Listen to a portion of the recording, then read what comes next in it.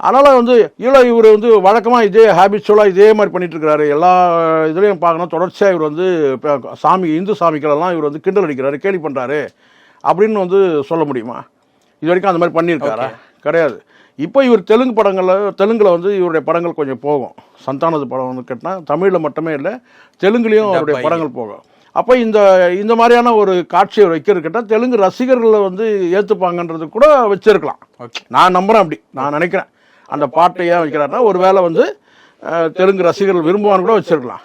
அதை ஒரு நெகட்டிவ் பார்வையாக எடுத்துக்கிட்டு உடனே அந்த படத்தை தடை செய்யணும், அந்த படத்தை வந்து கேட்டால் வந்து வெளியே வராமல் பண்ணணும்னு சொன்னால் எந்த படமும் முதல்ல தெலுங்கு சினிமாவில் வந்து ஆபாச நடனங்கள் காட்சிகள் இதெல்லாம் வந்து முதலமைச்சர் துணை முதலமைச்சர் பவன் கல்யாண் வந்து முதல்ல அதை சரி பண்ணணும். எவ்வளோ பிள்ளைகள் வந்து பார்த்தீங்கன்னா வந்து ஸ்கூல் போகிற பிள்ளைகள்லாம் கெட்டு போயிடுவாங்கன்னு சொல்லிட்டு. ஸோ அதனால் பவன் கல்யாண் துணை முதலமைச்சர் அவர் நம்ம மதிக்கிறோம். அவர் வந்து கேட்டினா முதல்ல ரொம்ப துடிப்பாக ஆர்வமாக இருக்கிறாரு.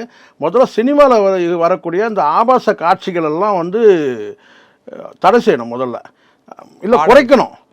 பாடல்கள் பெரும்பாலும் பாடல்கள் தான் மோசமாக இருக்குது. பாடல்களில் உடல் அசைவுகள் அதை முதல்ல சரி தடுத்துருவாருன்னு அவங்க குடும்பம் தானே ஃபுல்லாகவே இருக்குது. அங்கே யார் இருக்கிறாங்க சினிமாவில்?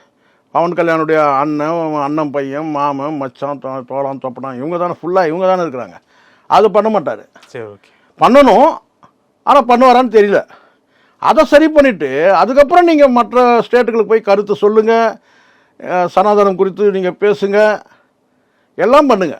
முதல்ல உங்கள் தெலுங்கு சினிமா என்ன லட்சணத்தில் இருக்குன்னு பாருங்கள். ஆபாச காட்சிகளை, நடன காட்சிகள் வந்து அது யார் பண்ணாலும் சரி நீங்கள் சொல்லலாம். இங்கே இருக்கிற நடன இயக்குநர்லாம் அங்கே வராங்கன்னு சொல்லிட்டு ஏன் இங்கே பண்ண முடியல? ஸோ இந்த மண்ணுக்குன்னு ஒரு கல்ச்சர் இருக்குது, அதை அனுமதிக்க மாட்டாங்க. நீங்கள் வந்து பார்த்தீங்கன்னா அந்த நடன அசைவுகள் எவ்வளோ மோசமாக இருக்குது. ஒரு பவன் கல்யாணே எப்படி டான்ஸ் ஆனா தெரியும் சார் ஒரு பாட்டுக்கு. இன்றைக்கி துணை முதலமைச்சர் தான் நம்ம இல்லைன்னு சொல்ல மதிக்கிறோம். ஆனால் அவரே வந்து பார்த்தீங்கன்னா வந்து அண்டர்வேர் வந்து பேண்ட்டு கழண்டு வர மாதிரி ஒரு பாட்டு உங்களுக்கு தெரியும் நினைக்கிறேன். அதெல்லாம் நம்ம அழியாத காவியமாக தானே இருக்குது.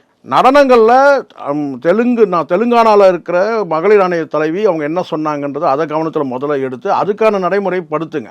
அதுக்கப்புறம் மீதியெல்லாம் நம்ம வந்து சரி பண்ணலாம். இதெல்லாம் சாதாரண விஷயம். ஒரு கலைஞன் அவன் போக்கில் விடணும். இப்போ தான் அவங்க விழுந்து ரெடி ஆகி இப்போ தான் நிமிந்து வந்துட்டு இருக்கிறாப்புல. இந்த படம் ஹிட்டு, நோ டவுட்டு. ஆரம்பிச்சிட்டாங்கல்ல கச்சேரி, கண்டிப்பாக அது டிடி நெக்ஸ்ட் லெவல் தான். இது கண்டிப்பாக சூப்பர் ஹிட். ஆரம்பமே கச்சேரி ஆரம்பிச்சிட்டாங்கல்ல. இது நொட்டை, இது சொட்டை, இது சொன்னால் படம் ஹிட் ஆகும் கண்டிப்பாக. செய்தி பார்த்தீங்கன்னா ஃபுல்லாக பரபரப்பாக இருக்குன்னா அந்த டிடி நெக்ஸ்ட் லெவல் படத்துக்கு அவ்வளோதான், வராது, படமே வராதுன்ட்டான். இப்படி தான் சினிமாவை, தமிழ் சினிமாவை நாசமாயிட்டு இருக்காங்க. ஒரு பக்கம் ரெட்ரோ படத்தை குப்பை படம்னு பேசிட்டு கிடக்குறானுங்க. மனசாட்சியெல்லாம் பேசுகிறானுங்க. அது குப்பை படமாவது குப்பை படமே பேசுகிறான்.